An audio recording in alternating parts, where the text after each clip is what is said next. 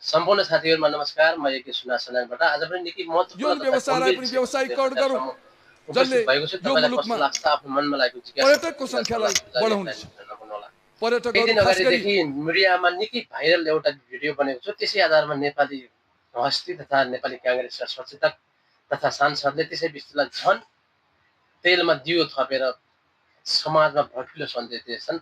त्यसैलाई खण्डन गर्दै आफ्ना विषयवस्तु तपाईहरुसँग राख्न गएको छु। तपाईलाई कस्तो लाग्छ? आफ्नो मनमा लागेको जिज्ञासा प्रतिक्रिया सल्लाह सुझाव फेरि पनि दिन नभुल्नुहोला। म्यानचेस्टरकी एक 22 वर्षीय छात्राले आफ्नो कुमारीत्व भङ्ग गर्न अनलाइन मार्फत बेचेकी थिइन्। उक्त कुमारीत्व भङ्ग गर्नका लागि राजनीतिक धरोहर र व्यापारिक घरानाका सयौं मानिसहरू सामेल भएका थिए। सो लिलामीमा हलिउडका चर्चित स्टारले सबैभन्दा धेरै 28 करोड दिएको हो भन्ने पनि सामाजिक सञ्जालमा हामीले स्पष्ट सुन्न पाएका थियौँ। यसै क्रममा नेपाली समाजमा पनि हाम्रा नेपाली कङ्ग्रेसका हस्ती यौन तथा व्यवसायलाई पनि नेपाली व्यावसायीकरण गरौँ, कङ्ग्रेसका जसले पार्टी यो सचेतकले मुलुकमा नेपालमा यौन पर्यटकको व्यवसायलाई संख्यालाई पूर्णता दिएर बढाउनु छ। कानुनी तहबाट नै यौन व्यवसायीकरण गर्नुपर्छ भन्ने उद्देश्यले दह्रो खम्बाको स्वरूप नेपाली पार्लिमेन्टमा बोल्नु भएको थियो। यसै स्वरूप नेपाली समाजले यस्ता विषयवस्तुलाई चुप्प लाएर सहेर बसेको छ। मेरो विचारमा नेपाली नारीहरूलाई, नेपाली महिला दिदीबहिनीहरूलाई अथवा नेपाली सेलिब्रिटीहरूलाई आफ्नो श्रीमानबाट बलात्कृत भए भनेर दैनिक रूपमा अदालत धाइरहेको हामीले महसुस गर्न पाएका छौँ, देख्नमा सुन्नमा पाएका छौँ र सोसल मिडियामा पनि हामीले स्पष्ट सुन्न पाएका छौँ। यसै क्रममा आफ्नो श्रीमानदेखि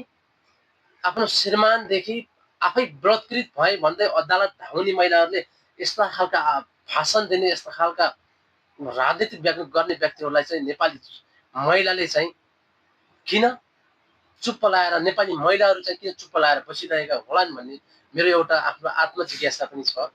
यसै क्रममा नेपाली समाजमा यस्ता खालका गतिविधिहरू फैलाउने हाम्रा सांसद तथा नेपाली कांग्रेसका हस्ती तथा नेपाली कांग्रेसका सचेतकले के नेपाली समाजमा यौन व्यवसाय गर्नका लागि आफ्नी छोरीलाई, आफ्नी 18 वर्षकी छोरीलाई रङ्गाएर रोडमा ल्याएर राख्न सक्नुहुन्छ तपाईले? आफ्नी 20 वर्षकी बुहारीलाई रोडमा ल्याएर यौन व्यवसायका लागि राख्न तयार हुनुहुन्छ? नेपाली समाजलाई यस्तो खालको सन्देश दिन तपाईलाई लाज लाग्दैन? तपाई नेपाली कांग्रेस हुँदै गर्दा, तपाई नेपालको सबैभन्दा ठुलो पार्टीमा अवस्थित हुँदै गर्दा तपाईले जे पनि गर्न मिल्छ? के नेपाली समाजलाई अमेरिकाले जे गर्यो त्यही नेपाली समाजले गर्नुपर्छ भन्ने छ? के नेपाली समाजले, अस्ट्रेलियाले, हङकङले, मलेसियाले, सिङ्गापुरले, थाइल्यान्डले जे गर्यो त्यही गर्नुपर्छ भन्ने नेपाली समाजलाई त्यो आवश्यकता छ? तपाईले आफ्नो नेपालीको नेपालीत्व बुझ्नु भएको छैन भने तपाईले राजनीति गरेर देश र जनतालाई धनात्मक गतितिर लैजानुहुन्छ भन्ने हामीलाई विश्वास छैन। तर पनि नेपाली जनताले तपाईलाई विश्वास गरेर तपाईको सिटलाई हट बनाएछन्। यति भन्दै गर्दाखेरि नेपाली समाजका दिदीबहिनीहरूलाई चोट पुग्न पनि सक्छ।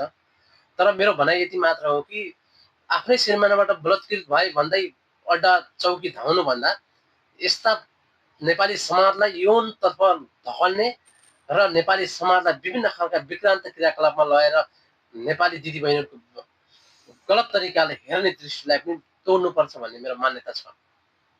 यदि तपाईहरु नेपाली नागरिक अथवा नेपाली चेलीबेटी हुनुहुन्छ, यदि नेपालीत्वकरण तपाईमा पनि छ, नेपालीपन तपाईमा पनि छ भने यस्ता सांसदबाट लतारेर पशुपतिमा घुमाउनुपर्छ। आवश्यकता यौनको सबैमा छ, त्यो छैन, जरुरी छैन भन्ने कुरो होइन। यौन बिना दुनियाँमा कुनै पनि जीव रहन्छ भन्ने मलाई महसुस पनि छैन।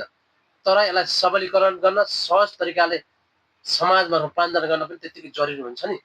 नेपाली कांग्रेसको, समग्र नेपाली जनताको सचेतक हुँदै गर्दा तपाईले यस्ता खालका भड्किला विषयहरू लिएर आफूलाई समाजमा सोसल मिडियाको ट्रोल बन्न तपाईलाई लाज लाग्दैन?